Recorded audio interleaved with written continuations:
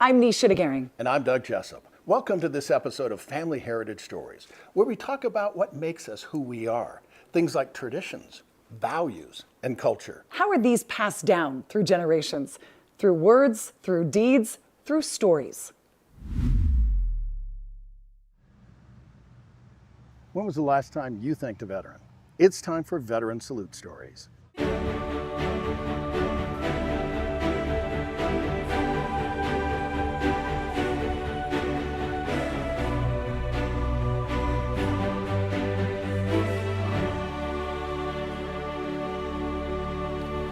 You also have a Purple Heart. Well, that's the easiest medal you can earn. Well, I'm sure I don't want to earn one, but tell me about your experience. Oh, that's kind of a war story in itself, you know. I don't know how much detail you want. It's up to you how comfortable you are. Well, I was an aircraft commander, and I had my roommate was a warrant officer. And we were on first, we had first up, second up, and third up, which means the first guy goes, second guy, it's like Right. that. And we were working out of a place called Tain Inn. And we were called to the Cambodian border, or just inside Cambodia. This is in the May, June, July, when the U.S. Army was actually in Cambodia in 1970. Right. Nixon sent us in there. So we were called in there to evacuate a Vietnamese wounded, and we went into the LZ, the landing zone, and as we were hovering down in, because it was taller grass and trees, and I had to kind of maneuver through the trees to get into it, we were taking fire. Well, we were used to taking fire, which basically is a zing, zing, zing. You got a 1/4 inch of metal between you and the bullet, and we frequently did that. But this time we hit a high caliber, a 50 caliber type round. Whoa. And when we hit the aircraft, what I remember most was the smell of cordite, very much the smell of cordite, and everything turned just very slow motion. It just went into pure slow motion. Like the movies, you know, went into slow motion, honest to goodness. The round came through the bottom of the aircraft, we had metal seats we were sitting on, hit the pilot's, Eddie's, seat, shredded, went through the console, which is between us, which is all the radios, knocked all the radios out, came up through and through my leg, because I was on the left-hand side, the aircraft commander. And so we didn't have a pilot any longer because he was very injured. And we had to pull the back of the seat out and pull him back and back. And then the policy was always, when something like that happened, these seats had two little pins on them. You pull the pins, they fall backwards, and you pull the person out. And then the crew chief, because the medic was needed to take care of the wounded, the crew chief would get up in there to balance the aircraft. And we trained our crew chiefs to fly straight and level. They couldn't necessarily land or take off, but they could fly straight and level. So they were kind of a secondary, a third person on board to help us out there. I remember very distinctly that I looked up and my right leg was, instead of being on the pedals, it was up on the console. And there was a hole in my flight suit. I remember that. And I remember grabbing my leg and putting it back down on the pedals, and all this is going on in less than a couple of seconds. And I couldn't control the aircraft very well, so I figured I could either crash there where they were still fighting, and we were about 50 feet off the ground, or I could pull myself back out of there. And our policy is if both people are hit, you get the aircraft out and get yourself out of there, and then we'll get another aircraft come in, because they're not going to help you. So I got the aircraft out of the LZ and was trying to head back to the hospital, and and I couldn't talk to anybody because my radios were gone, except I had a Fox Mile, which is an FM radio, so I could talk to the gunships that were around us. So one of them followed us back, and I couldn't go more than 30 knots, which is pretty slow, and I couldn't fly any more than treetop, because every time I tried to go up, I increased the vibration of the aircraft. As it turns out, the bullet not only done all that damage, but it had gone through the blade, one of the blades. Oh. And the blade has a metal part, and then it has a honeycomb part. That's called the spur. And it split the spur, so now instead of having 2 blades, I had 3, essentially. So the aircraft was shaking up and down where you couldn't see anything. And I finally put it down in the field there, and Connie and his crew came out and got us out of there. And a couple days later, we went back and got the aircraft and brought it back. Wow. So that was it. Then they took me back to Tane Inn, and Eddie went to the hospital and had major surgery done. And they basically gave me a tetanus shot and a couple of stitches and took the shrapnel out of my leg and put me back in the aircraft to go back on another mission. Yep. A new aircraft. Well, I'm glad you're okay. No, it's a day's work. Veteran Salute Stories is made possible by a generous grant from the Fedora Foundation and viewers like you.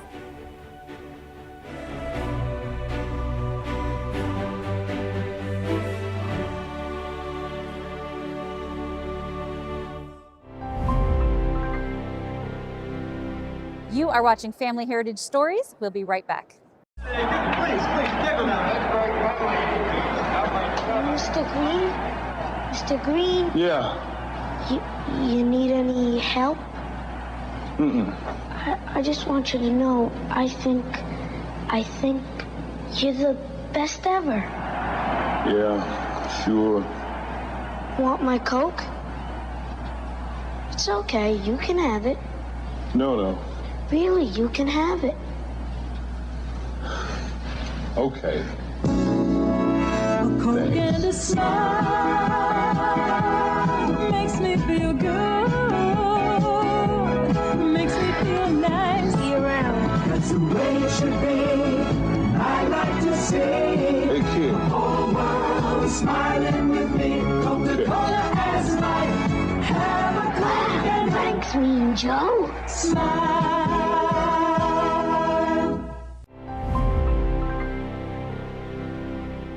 What is one of your favorite memories about Grandma or Grandpa? My grandmother's name was Margaret Hannah Lambert, and she was actually born here in Utah after her ancestors joined the Church of Jesus Christ of Latter-day Saints. But her ancestors emigrated in the handcart company that came across the plains, and they were in the very first one, the MacArthur Handcart Company. And she came here and she was born here, and her father was a coal miner, and so she was a coal miner's daughter. And he settled many towns in the west, Heber City, Colville, down the central Utah, and he actually lost an eye one time in one of a mining accident. And he looked so ugly that the Indians ran because he looked so terrible when they came to scalp him or whatever. But she lived all over the Utah down to Arizona. Her father was also a builder, and so she's very near and dear to my heart, and a lot of people say I have some of her personality. And now, Dad Jokes with Mike Agrilius. If you ever want to build an ark, guess what? I know a guy. If a frog is illegally parked, it'll be towed, so sad goodbye. All from the book, Whatever Floats Your Goat, the granddaddy of dad jokes, for kids and old goats. The last words that my grandfather said were, "Please remember me." This is Doug Jessup. It would be my honor to help you share your story with a private in-studio interview with a video for you to keep. Go to FamilyHeritageStories.com for pricing and to schedule your interview. You're watching Family Heritage Stories. We'll be right back. I have a pretty cool family. Some family I haven't even met, but they are amazing too. How do I know? Your history is everywhere, if you know where to look. But searching through all this? Are you kidding me? Actually, Kindex makes it easy to gather records and add them to your online archive. So everyone can jump in and index their records, making every word searchable. As I sit here all alone, I wonder what you are doing now, period. So I look on that and say, There are lots of ways to transcribe and tag records. With Kindex, I know them anyway.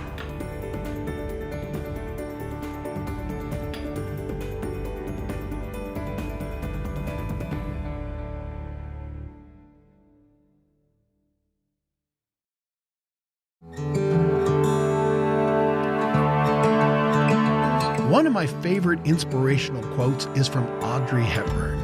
She said, "To plant a garden is to believe in tomorrow."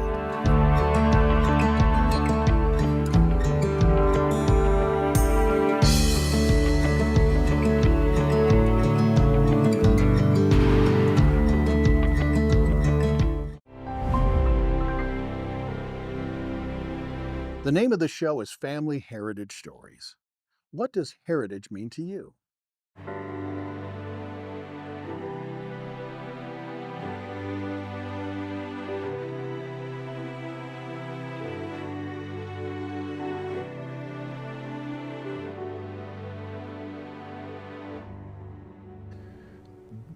I mean, it's in a bunch of books that the Jewish land, if you will, has been in a particular place for a bit of a while. About 4,000 years. Yeah, more than 40-something years, okay? Yeah. Tell me about, you know what I'm getting at, sure. Okay? Tell me what in the world is the history of Israel and why is that land important? Sure. So, it has been tough to be Jewish. I went and saw Fiddler on the Roof at the Hale Theater last night, and I was in Tevye at one point said, "I know we're your chosen people, but couldn't you choose somebody else once in a while?" So 4,000 years ago, God told Abraham, "I'm going to take you out of the land that you know, Ur of the Chaldeans, which today would be in Iraq, and bring you to a land that's a promised land, and for your descendants." So Abraham went out to what today we would call the land of Israel, and back then it was called Canaan. And his wife Sarah died. And when Sarah died, Abraham was offered a burial plot by somebody who said, in what today would be Hebron, and said, "You can have this to bury your wife." And Abraham said, "No, I want to purchase it." And he said, "Well, no, I'm not going to make you purchase it. I'm giving it to you." And he said, "No, I insist on purchasing it."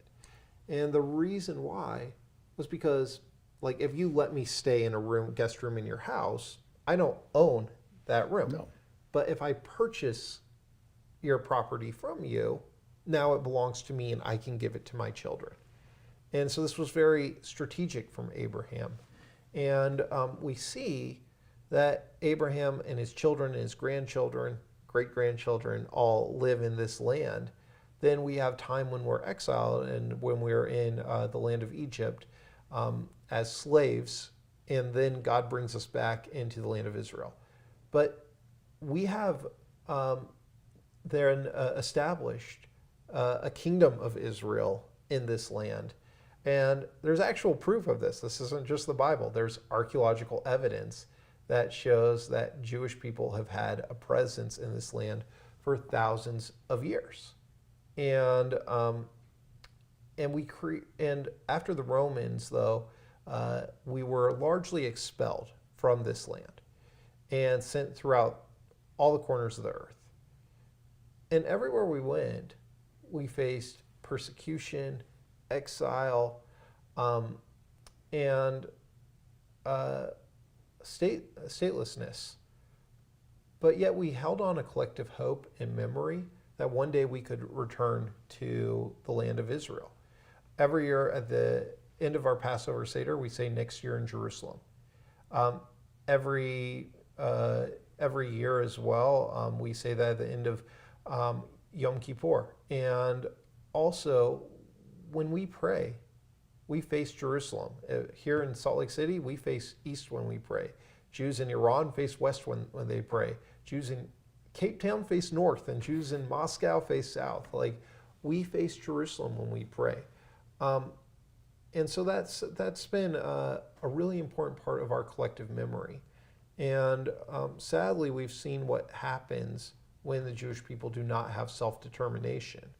And so, as a result, the Zionist movement was founded, which is simply the belief that Jewish people have the right, as any other group of people in the world, to self-determination and independent statehood in their historic homeland.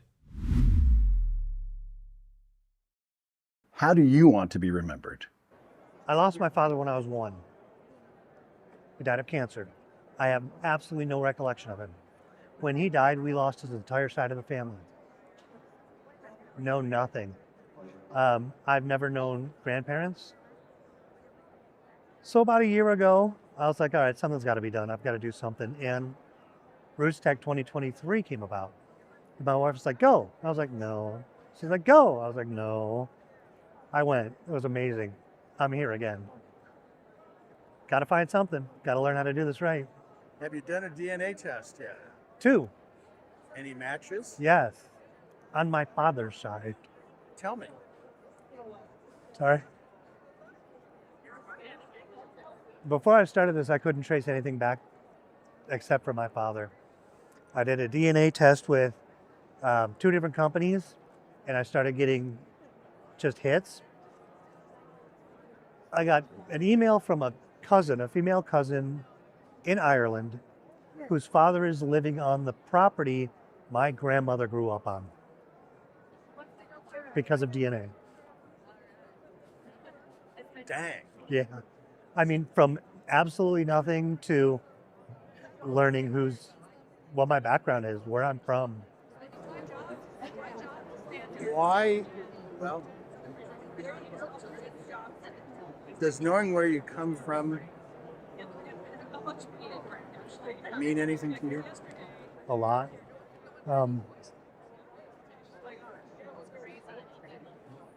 Talk about my father, I get a little emotional.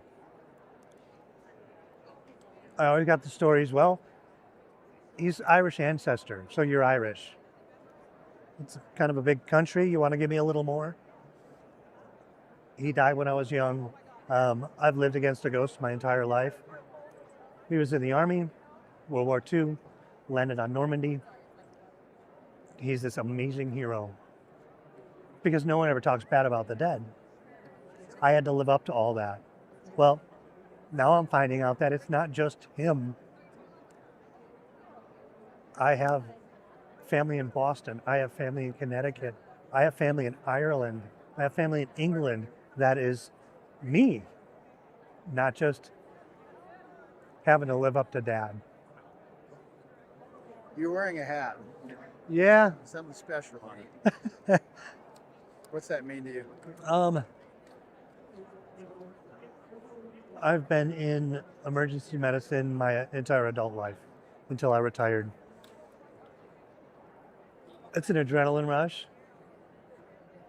but the help, the being there when someone needs you that much, and being able to,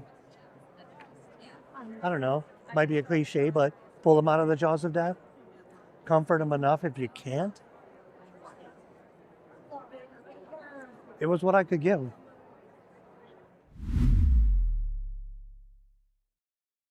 Objects with stories are treasures remembered.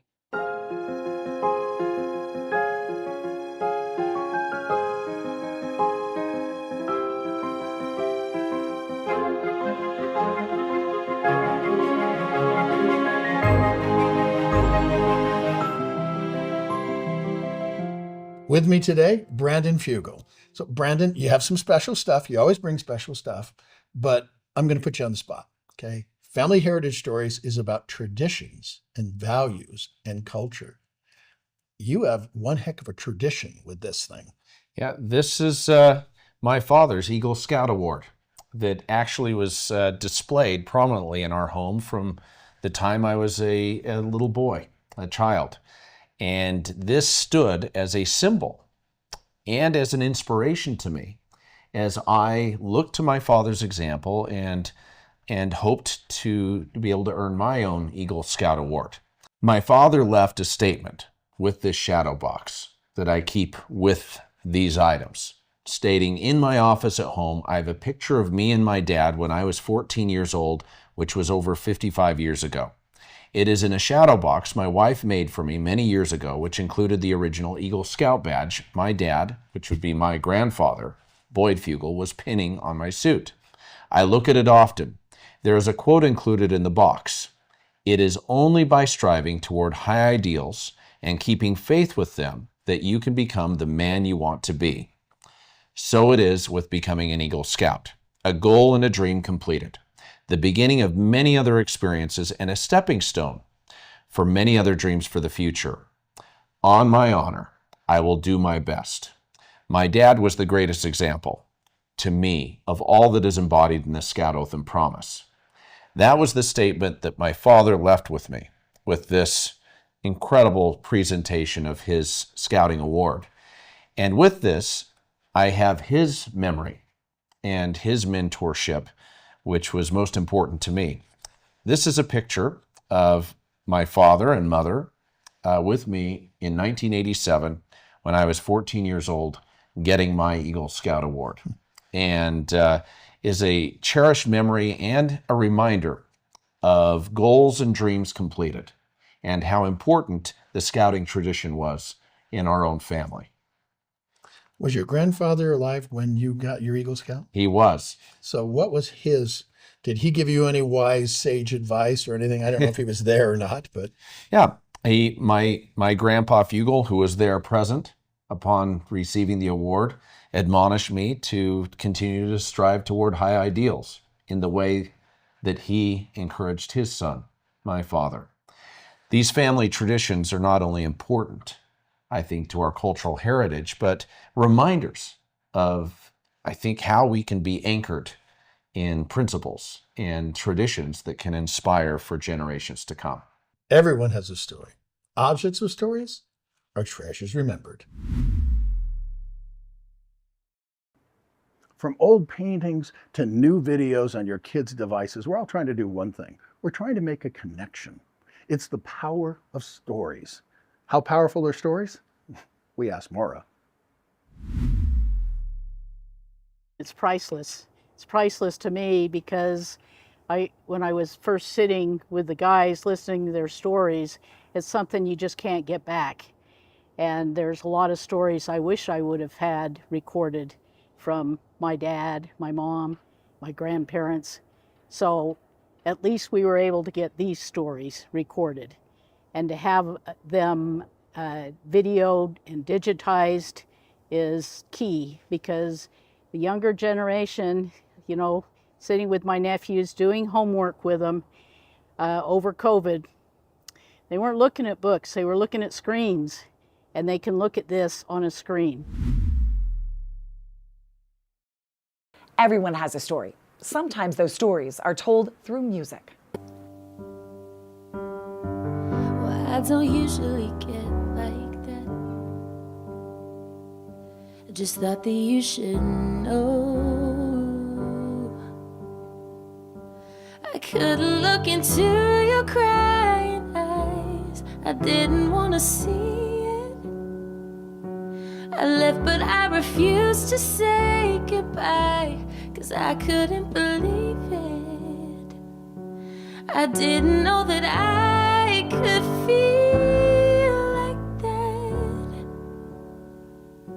I didn't know that you would leave like that. Why does love have to be like that? All the memories that we made keep running through my brain, and I know I should probably let go, but it feels like just yesterday when I looked into those blue-green eyes and I could finally see. I almost didn't say the words out loud, 'cause I couldn't believe it. I didn't know that I could feel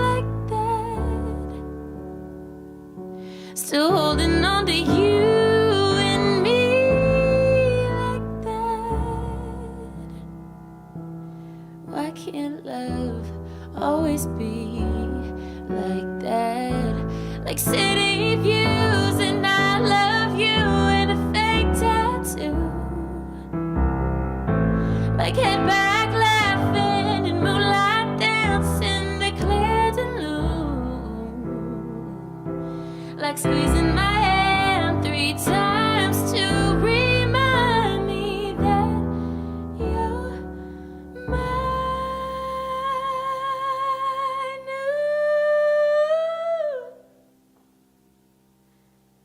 I wish that things could always be like that. I hope that you remember me like that. Why does love have to be like that? Go! We are on the cusp of discovering the secret of Skinwalker Ranch. The world is watching. This season on The Secret of Skinwalker Ranch. We need to flood Skinwalker Ranch with instruments. Maybe we send 1.6 gigahertz at it. This is unlike any experiment we've done before. Heads up, they're coming down! Oh my God, is there some invisible force causing this to happen?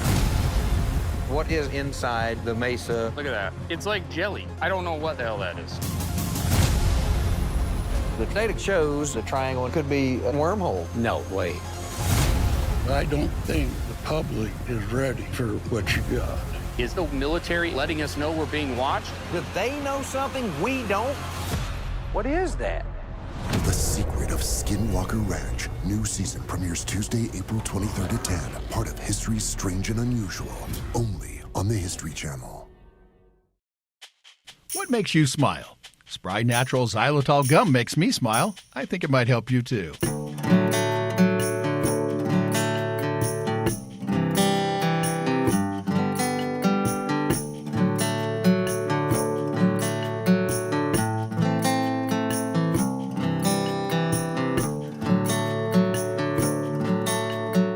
It's our honor to be able to help people remember where they came from. If stories are not passed down from generation to generation, they become lost. And it's as if these people never lived. How do you want to be remembered? With another episode of Family Heritage Stories, I'm Doug Jessup. And I'm Nisha DeGaring.